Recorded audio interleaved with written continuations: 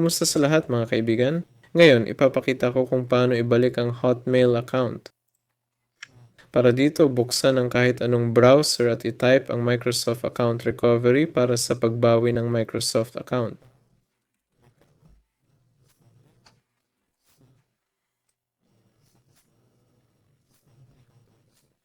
Pagkatapos, piliin ang ikatlong linya.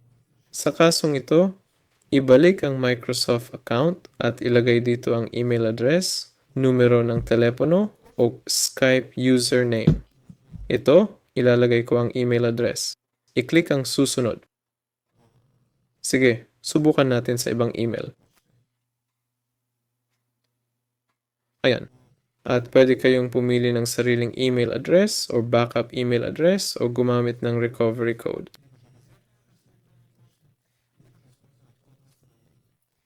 Kung wala kayo nito, i-click ang wala akong alinman sa mga ito at ilagay ulit ang email address ng account na kailangan ibalik.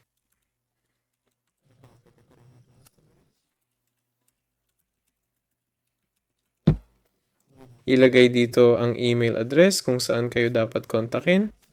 Halimbawa, ayan. At ilagay dito ang code sa larawan at i-click ang susunod. Pagkatapos, ilagay ang code at punan ang verification form. Iyan lang. Kasama ninyo si VSEM. Paalam.